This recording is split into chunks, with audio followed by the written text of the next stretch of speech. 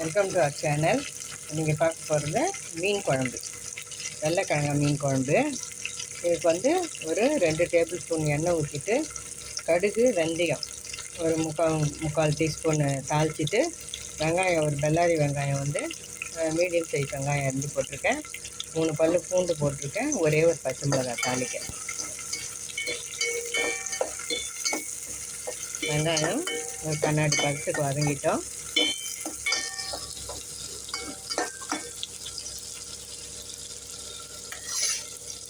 ஒரு 2 medium size தக்காளி போடுறோம்.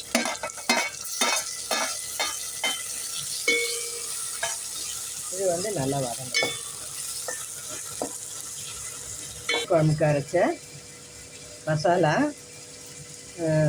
வெங்காயம் ஒரு சின்ன வெங்காயம், வெள்ளாரி வெங்காயம் தான் சின்ன வெங்காயம், அப்புறம் தக்காளி ஒரு தக்காளி சின்ன தக்காளி, அப்புறம் 2 பச்சை மிளகா, அப்புறம் வந்து 1 டீஸ்பூன் மிளகு, 1.5 டீஸ்பூன் சீரகம், 6-7 பல் பூண்டு, கருவேப்பிலை கொஞ்சம் ஒரு அரை கைப்பிடி போட்டு அரைச்சி வச்சுருக்கேன். இந்த மசாலா வந்து டேஸ்ட்டாகவும் இருக்கும், உடம்புக்கு நல்லது.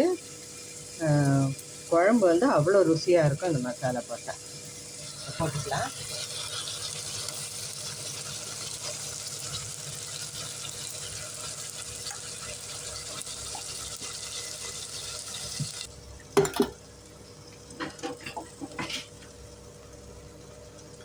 மஞ்சத்தூள் 3/4 டீஸ்பூன் போட்டிருக்கேன். மசாலா நல்லா வதங்கிடுச்சு. மஞ்சத்தூள் 3/4 டீஸ்பூன் போட்டிருக்கேன். இது வந்து தனியாத்தூள்.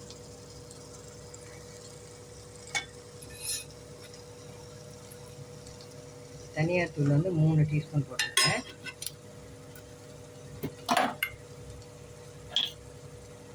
இது வெறும் மிளகாத்தூள்.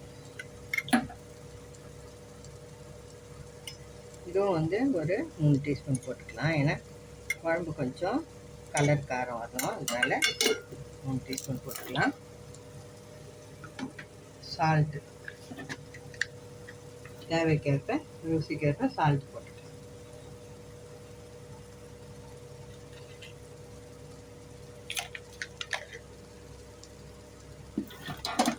இது வந்து நான் தனியாத்தூளில் வந்து சாமான்லாம் போட்டு அரைச்சிருக்கேன். கடுகு, மிளகு, சீரகம், வெந்தயம்,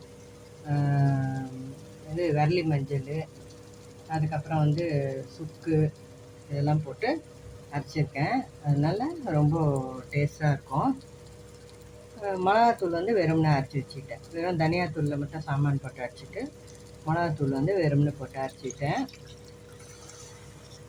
நம்ம தேவைப்பட்ட காரம் வந்து ஏற்றியோ இறக்கியோ நம்ம பண்ணிக்கலாம். அதுக்காக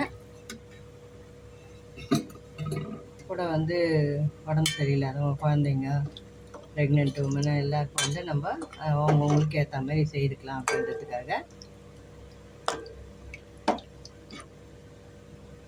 இந்த மாதிரி அரைச்சி வச்சுருக்கேன். வேணுன்றவங்க கேட்டிங்கன்னா நாங்கள் அரைச்சி கொடுக்குறோம். இப்போ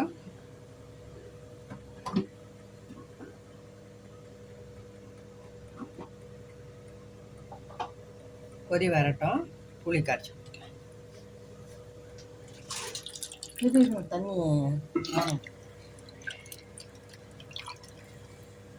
இப்போ ஒரு சின்ன எலுமிச்சம் சைஸு புளி ஊற வச்சுருக்கேன். அதே ஊற்றிக்கலாம்.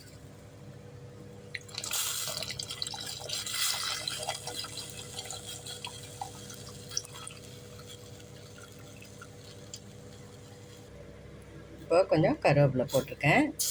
புளி ஊற்றி வச்சு எல்லாம் போட்டாச்சு. இப்போ நம்ம அந்த புளி வந்து மசாலா இதோட சேர்கிற அளவுக்கு கொஞ்சம் லேசாக கலக்கி விட்டுட்டு, இந்த குழம்பு வந்து ரொம்ப டேஸ்டியாக இருக்கும். ஒரு தடவை இதே மாதிரி பண்ணி பாருங்கள், அப்புறம் விடவே மாட்டீங்க. இப்போ வந்து தட்டு போட்டு மூடிடலாம். நல்லா கொதி வந்ததும் மீன் போட்டு தட்டு போட்டு மூடிடுறேன். கொஞ்சம் வந்து மீடியம் சைஸில் இது மீடியம் இதில் ஃப்ளேமில் வச்சுட்டு நல்லா கொதி வந்ததும் மீன் போட்டுக்கலாம். குழம்பு நல்லா கொதித்து எண்ணெய் பிரிஞ்சு வந்துடுச்சு. இப்போ மீனை போட்டுக்கலாம். வெள்ளைக்கிழங்கா மீன் குழம்பு சூப்பராக இருக்கும், டேஸ்டியாக.